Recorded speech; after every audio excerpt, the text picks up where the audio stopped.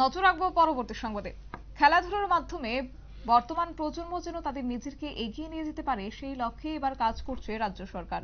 শুধু তাই নয়, খেলাধুলার শরীর মনকে সুস্থ রাখে।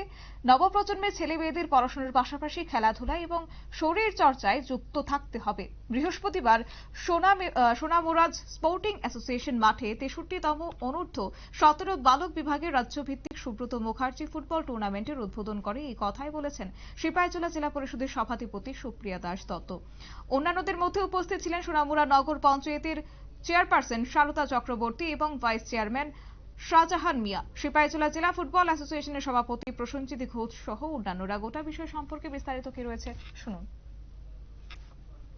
সুব্রত মুখার্জি যে কাপ ফুটবল রাজ্যভিত্তিক, সেটা আমাদের সিপাহীজলা জেলাতে করার উদ্যোগ নিয়েছেন আমাদের রাজ্য সরকার, রাজ্যের মাননীয় মুখ্যমন্ত্রী মহোদয়, আমাদের রাজ্যের ক্রীড়া দপ্তরের মাননীয় মন্ত্রী টিঙ্কু রয় মহোদয়।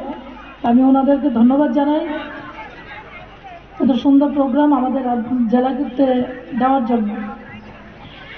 এবং যেখানে যারা অংশগ্রহণ করেছ সমস্ত ছাত্রছাত্রী, আমার ছাত্ররা, আমি তোমাদের শুভেচ্ছা জানাই, অভিনন্দন জানাই।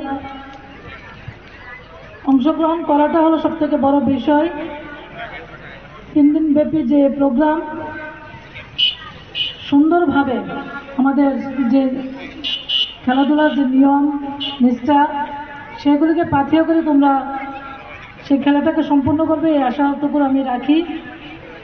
এবং আমাদের সরকার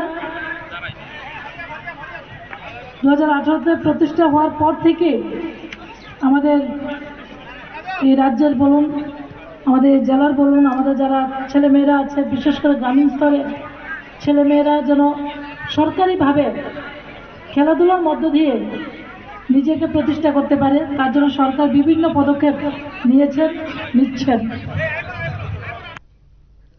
আপনারা শুনলেন ওনার বক্তব্য। তবে আজকের এই অনুষ্ঠানে 8টি জেলা থেকে 8টি দলের পাশাপাশি ত্রিপুরা স্পোর্টস স্কুলের একটি দল এই আসরে অংশগ্রহণ করেছে, যার 3 দিনের এই আসরের সমাপ্তি অনুষ্ঠান অনুষ্ঠিত হবে আগামী শনিবার।